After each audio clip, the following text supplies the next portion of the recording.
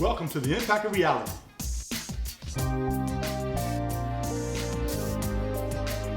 Where we tackle the tough topics of relationships and relational values. I'm your host, L.K. Harris.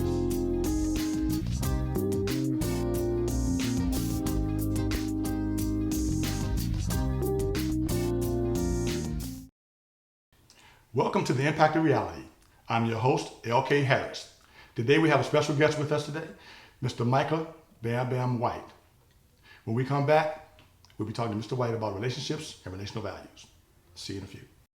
I'm Iris Bowling, executive producer of the Heart TV series. To advertise with this sexy political drama, call 804-476-8554. Check out the Heart series. I think you will enjoy it.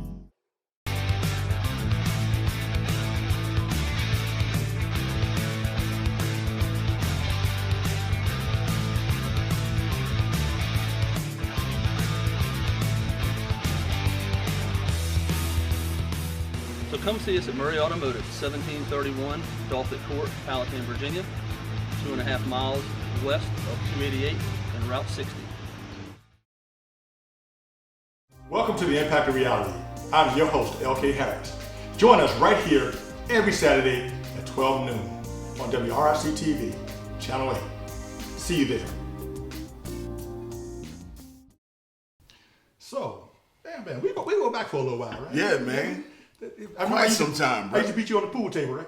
I don't know about beating me, but we used to play pool. Yes. Yeah, we go back. Oh, it's been a while. It's been a while. But you've been in comedy for I don't even know how long, but you've been there for a while, man. Comedy, well, I've been in entertainment, believe it or not, for 29 years.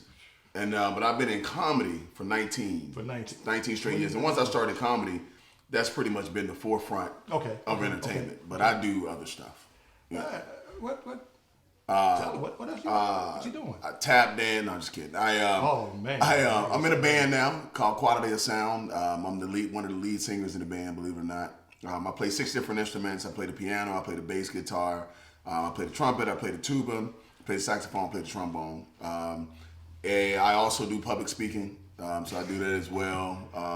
So yeah, man. So entertainment's been, and I do some acting. I'm in a play coming up. I was in the movie Unstoppable with Denzel Washington. I was in Army Wives, which comes on the Lifetime Network. So anything that I can get a check doing, I would do it. Yeah, as long as it don't, infiltrate my manhood or my principles, I'm doing it. I ain't touching that one. Hey, neither am I. Obviously, and neither are they. That's kind of, but I got to go back. Okay. I didn't know you sang. Yeah, man. Actually, it's funny. I just left home, Birmingham, Alabama. That's where I'm originally from. Okay. And I saw some old friends I haven't seen in over 20 years. And one of the guys was like, "You do comedy?" I said, "Yeah." He's like, "Man, all my childhood, he thought I was going to be a singer. He thought I was going to be in music. But music is just too much. You got to worry about people showing up for rehearsals. You got to worry about somebody else not having a bad day. When the check comes, you got to split it. Right. I'm not splitting no checks. I want my check. I want everything. You know what I mean? Yeah. So, but at the same time, I do love music. I love what music does. So I've always been that kind of guy since I was a kid. Yeah. Okay. Come up singing in gospel choirs. Never sang at my own church, but I was in a community choir, which had a bunch of youth ministerial kids in it. So I did that. But started playing trumpet when I was 7. Trumpet. Yeah. Oh, now all these years I've been knowing you, I can't even go back. You've been knowing me since 96. Since 96. 19 years. Man, come on. I never knew you sang. I never knew you do trumpet, play drums. Most people don't know. Wow. Most people don't know. Why are you keeping secrets? It's not a secret, man. I think because out in the forefront, I've only done comedy for the most part, that everybody thinks that's the end result, comedy. But I'm a little bit more than comedy. But comedy is what pays the bills, so that's all I need you to know. You know what I mean? Right. Everything else has always been a hobby up until now. Like I said, now I'm in a band. Right. So I'm kind of interested in where this new thing is gonna take me. Okay. Sounds interesting to me. We'll see. Oh, the new thing going on, man. I tell you. You know, I can I play an instrument too. I can say instrument. Okay. Working on my English. Keep working. Work all your life on it. Ain't our language, no way. Yeah, right. We borrowed it. Exactly. We ain't borrowed. They gave it to They gave it to us. Well, you gonna speak this. You can stop that clucking that. You can stop all that. You gonna speak what I'm telling you. You gotta speak. That's how we got English. I can go on and on with that, but I digress. Or we learned on the boat. Yeah, I can go on and on. I can go on and on, but I digress. That's not why we're here. Right. Not this episode. Right, this episode. Wait to episode 12. We're gonna talk about that. I already put myself back on the show. See, there you Black go. folk. Go ahead.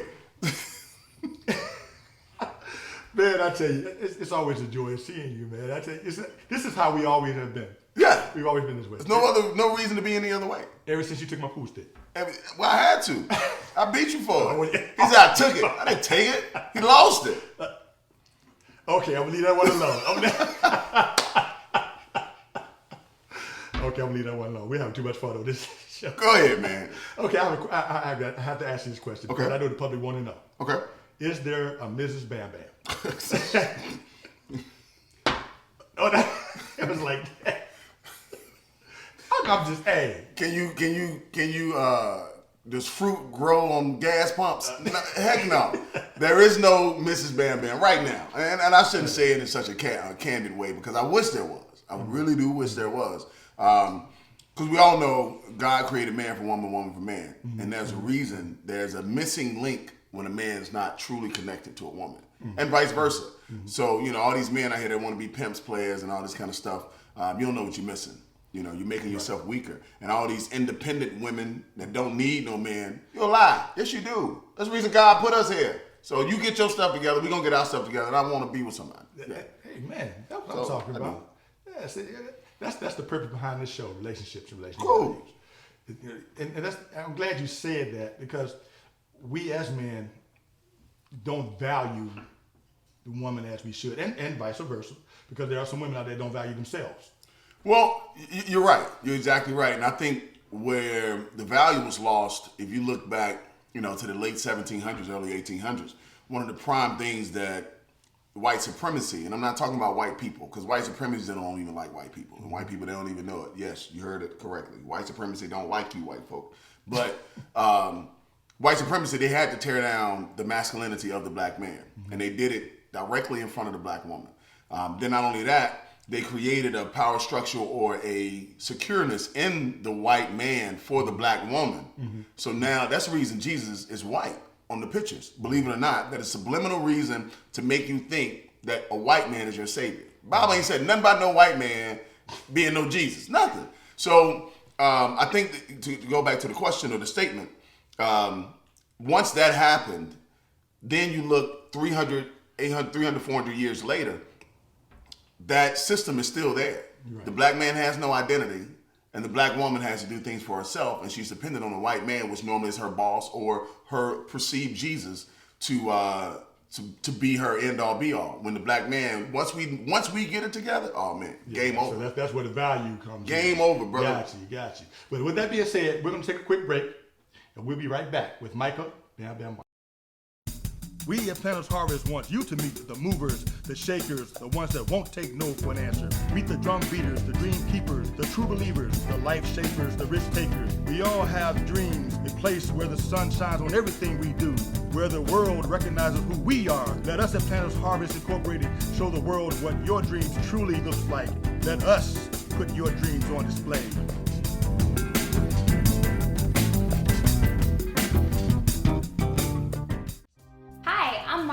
Join us on the Impact of Reality, Saturdays at 12 noon on WRIC Channel 8, where we will tackle the tough topics of relationships and relational values.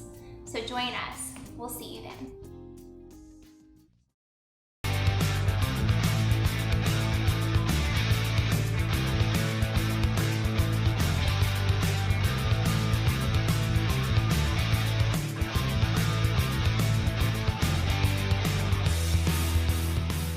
So come see us at Murray Automotive, 1731 Dolphin Court, Powhatan, Virginia, 2.5 miles west of 288 and Route 60.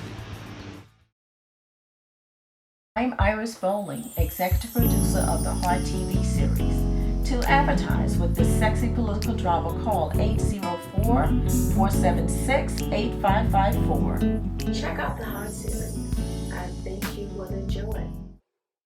And we're back with Michael Bamm White. I tell you, that was that was very enlightening. Well, it's heavy, and just to give you a base reason why I say that, because I know you're gonna get a lot of letters from my white supremacy that don't like white folks statement. Here's the reason I say that. There's an understanding that anything that you feel inside of your body is a reality that you create in your life. So if you put black people against white people, that is not positive energy. That's only negative energy. So even if you're a white man that don't like black people, you're cycling negative energy in your system. So now your reality is going to be what? Negative. So you can't even hate somebody and live a good life. So if white supremacy love white folk, they'll empower them with good and just give us the bad. But no, it's bad against bad. So no, they don't. They don't. I stand on it. They don't. Let's move on to the next question. Okay. That's just for the letter. So anybody that write, that's my answer to your letter. Go ahead. Okay. Back to you. Okay. Being a comedian, how do you feel about that? What makes you that way? What drives you to that? Well, I think there's three sides to it. The first side is that anybody that's in entertainment, we have to be very honest with ourselves. Most of us come from a lack of something. And that's why we need what our entertainment or whatever talent we have, that attention that it brings, we need that. I never forget the very first time I spoke in front of an audience. I was in the third grade in elementary school, and I had to do the Martin Luther King I Had a Dream speech. And I learned the speech for over 3 weeks, because even as a kid, I had this little reverentish voice. I have a dream today. And it came down to the assembly, time for me to do the speech, and I refused to do it. Refused to do it. And they were like, you next? I was like, the hell I am next. I am not next. And so my teachers made a deal with me. They said, we'll put you behind the curtains. You just say it, people can't see you. So I went with that deal. After I did the speech, there was an ovation that I got, and there was a feeling that I got I had never felt before. In that same assembly, I ended up doing the speech again to close out the assembly, but I did it in front of everybody. And got an even greater ovation.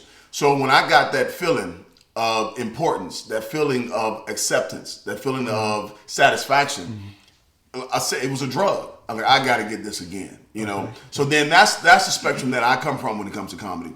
The other spectrum that I bring to the table, I love about comedy, is that if I'm performing, if I'm on stage for an hour and a half, 10 minutes, 20 minutes, 2 hours, however long I'm on stage, in that moment, whatever problems anybody in that audience has going on, they forget about. In that moment, they're able to laugh in that moment. They forget that when they go outside, their car might not be there because the repo man followed them to the comedy club. They forget all those things. And in that moment, they're able to feel good about themselves. So if I give you 2 hours of positive feelings, I've also given you another 2 hours outside of this moment that's going to be positive, because we create what we put out. And then the third thing is, it's my responsibility. God did not give me a reason to be able to talk and for people to laugh and for people to listen for my benefit. Truly, it's for God's benefit. So if I don't do it, it's a problem. If I decide, well, I want to go do something else, well, whatever I go and do, I might get something out of it, but I'm not going to get the blessings out of it that I will from comedy, because this is a purpose, not just something I do as a hobby. So that's how I feel about comedy. That's awesome, man. That's awesome. It's like you're living your dream. Oh, absolutely. Absolutely. But you do so many other things, man. I know it's a lot. It's a lot. Share just a little bit of. I run a program in the Richmond City Jail called RCJC Has Talent. And to be on the Has Talent standpoint, I came back to Richmond from Los Angeles and started a company called RVA Has Talent. And in Richmond, where RVA Has Talent, in DC, where DMV Has Talent, in Birmingham, where BHM Has Talent, and we'll continue to grow. And basically what that does, it takes local artists, local nonprofits, puts them together, help them both raise money and awareness. Well, from that, I birthed another movement, I guess you could say, into the Richmond City Jail. So that's called RCJC has talent. Richmond Correctional Justice Center has talent. And I go in, I teach the inmates how to get a job, but more importantly, I teach them how to write their own business plans. If they have a talent, I bring in national entertainers, come in, we help them with their talents. We also help them structure their business, like we were talking off camera earlier, their business process in the arts. You know, a lot of people think that, you know, because you can make somebody laugh, because you can sing a song, because you can play an instrument, that's all you need. But this is show business, brother. I tell artists all the time, it's 80% business, 20% show. You know, and what keeps you on stage is not what you do on stage. It's what you do when you're off stage. Exactly. That's what keeps you on stage. So I help the inmates out with that. I also, like, you know, I'm in the band. I also do mentorship for young artists. And I also go around, I do corporate coaching. I teach companies how to empower their accountability for one another, and also how to create more company morale. Now I use my comedy, then I bounce that off and do, you know, some real talking. And lastly, public speaking. You know, I speak at graduations. I spoke at graduations being a keynote speaker. I just left Birmingham from being a keynote speaker for an event. So yeah, that's it, man. Wow. Other than that, I don't do nothing. Like you have time to do something else. But I want to do more, man. I think I was telling you earlier, I got 2 movies that I've written that are finished. And that's right. They've been approved by a pretty powerful director. So just trying to get that stuff done. I got 3 TV shows I've written. 2 of them I want to be on myself. So I do have other stuff in holding. I don't even know what to say about you, but can I tell you, you know, you breathe. Because that's pretty much what you have time for. You know.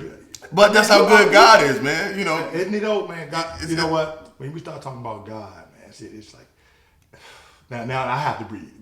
It takes my breath away, knowing how good He is and how powerful He is in our lives. So, but we're gonna take another break, and we'll be right back. I'm Iris Bowling, executive producer of the Heart TV series. To advertise with this sexy political drama, call 804-476-8554. Check out the Heart series. I think you will enjoy it. Welcome to the Impact of Reality. I'm your host, LK Harris. Join us right here every Saturday at 12 noon on WRIC TV, Channel 8. See you there.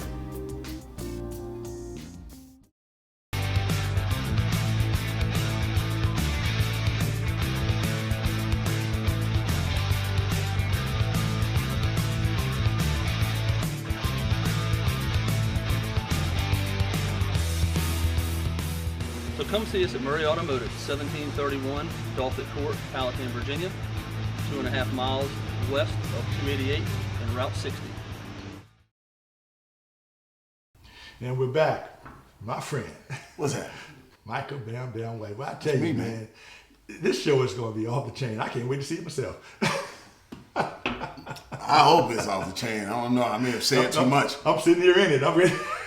I want to see it. Man, well, I think it's a blessing, man, what you're doing, man. Thank you. This is a blessing, man. I've seen you go through the cycles of life. You know? Yes, sir. And we will always continue to go through them, but you're always trying to make the best out of whatever moment you can have. I dig that. Well, see, that's something that we both have been doing, man. You know, striving for the best. You know, if you're going to strive, why not strive for the best? Anything else is stupid. Yeah. It's just straight up. You set yourself up for a failure. You know? So why not go for it all? Agreed. But as I said, you know, with the show being about relationships, tell me what you think about chivalry. Is chivalry dead, or is it being allowed to lay dormant, or what do you think about chivalry? I don't think chivalry is necessarily dead. I'm from the South, from Birmingham, Alabama. Okay, right. And you know, to this day, I still open doors for women. And it's funny because the last 3 women that I dated, I never got to open the door the very first time, and they all 3 said the same thing. Are you gonna do this every time we get in the car? Right. And I'm like, yeah, this is what I do. I'm not doing it just because I'm trying to holler at you in the moment. This is what I do. I was raised by 9 women, and none of them was my mother. So I was raised to be the man of these 9 women. You know, even as a child, they made me do the man stuff. I I couldn't afford food, but they all had gardens. So I was the kid that would have to go out and pick food from the garden, Right. Because I had to be the provider. All 9 of the women could be together, and I could be the only young man. If they got to the door, they would all stand there because it was my job to figure out how to get through and open the door. Right. And even if other women were coming, they would make me wait on other women coming through the parking lot to leave the door open. So, and I just use door opening as one aspect of it. I don't think chivalry is dead, but I think what has happened is those women demanded the man in me. Yeah, exactly. Women aren't demanding that. Amen. So if a man is allowed to not have to do something, he's going to get used to not doing it. Say it again. Say that again because they need to hear that one. If a man is not allowed or not made to do something, he's going to go through life not doing it. Amen. And so I think not only should a man hold himself accountable, but a woman should also hold that man accountable. That's right. And I think what happens is we got too many women that are they're becoming so man hungry that instead of stepping their game up to get a great man, they're stepping their games down to try to get any man. So I don't think chivalry is dead. I think men need to start doing it again, and also think women should start demanding it again. And I think once they start doing that, then everything falls back in place. I look at relationships. A good analogy that I like using for relationships is you know how to play chess? Oh yeah. Okay, the game of chess. If you think about the game of chess, the pawns move one direction. Every piece moves only one direction. Right. It's only one piece that can move across the board the way it wants to. Two. Well, you got king and queen. But the king can only move one place at a time. At a time. Yeah, Right. the queen can move wherever she wants to move. Anywhere. Right. So it's the king's job to set up the other pieces so that the queen can go about the business to take care of the castle.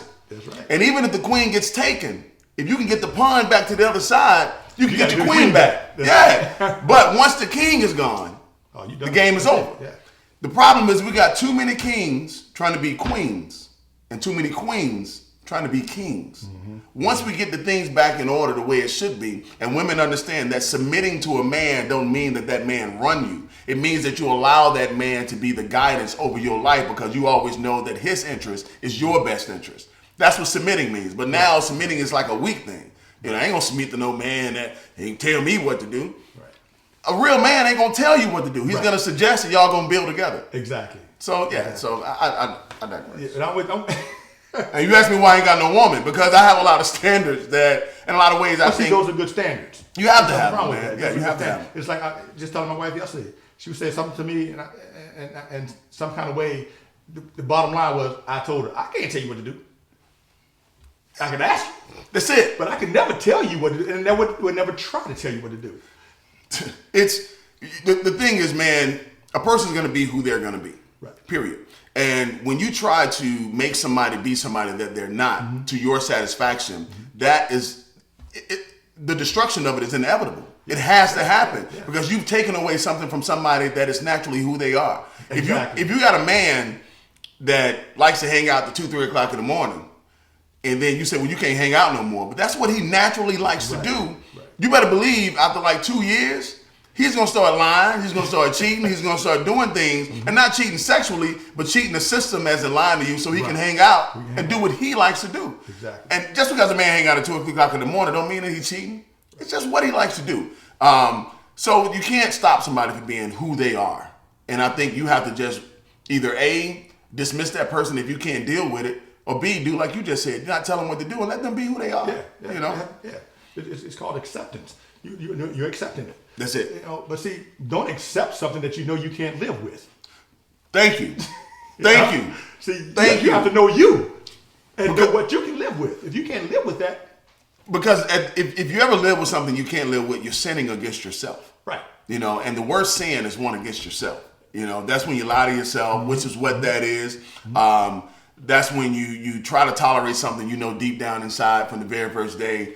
Like I can't stand popping gum. Right. I can't stand it. And I was on a date the other day. This girl started popping gum. I said, this ain't gonna work. We ain't gonna make it. You ought to do that. We ain't gonna make it. And And I'm not saying that is that serious because of, you can always work things like that out. But I'm not gonna sit in the car and tolerate it just because she's good looking when I know that deep down inside that's something that bothers me. Right. So if it's something that simple, imagine if it's things that are heavy. Right. It's something that you won't accept. I mean, there's certain things you just will not accept. I'll bend, but I'm not gonna break. Not gonna break. That's it. That's it. Now, to be real, a thing like popping gum, do I hate it? Yes, I do. But can I start to deal with it? It depends on the compromise, Right. But if, say for instance, I had one girl I was dating, she drunk a pint of Jack Daniels in one night. Okay. I said, any woman that drank more than me, that's it. We can't be together. Well, look, we gotta take a break, Bam. I know you have more you want to say. We gotta take a break. We'll be right back. Thank you.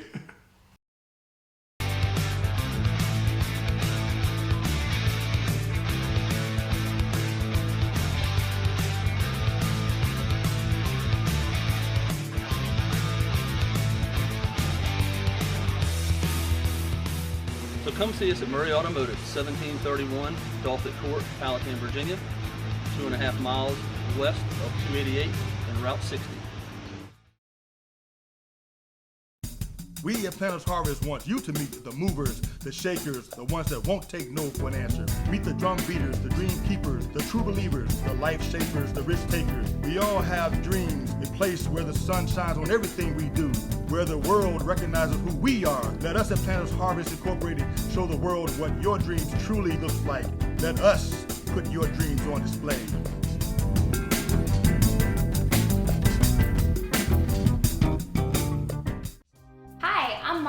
Join us on the Impact of Reality, Saturdays at 12 noon on WRIC, Channel 8, where we will tackle the tough topics of relationships and relational values. So join us. We'll see you then. I'm Iris Bowling, executive producer of the Heart TV series. To advertise with this sexy political drama, call 804-476-8554. Check out the Heart series. I think you will enjoy it. And we're back. Again, I want to thank you. Thank you, my man. Michael Bamm, right. Thank you, man. It's just always a welcome, man. You always Thank you, man. man. I appreciate Thanks for it, having me. man. I tell you, it's been a great show. It's been a blessing to me. Here too. Here too. So remember, don't force yourself to be in relationships. Force yourself to prepare. I'm LK Harris. This is The Impact of Reality. See you next week. To check out more of the conversation between LK Harris and comedian Micah Bamm White, go to the Planters Harvest YouTube channel. That's Planters Harvest YouTube channel. And be sure to subscribe. You can also see more episodes there as well.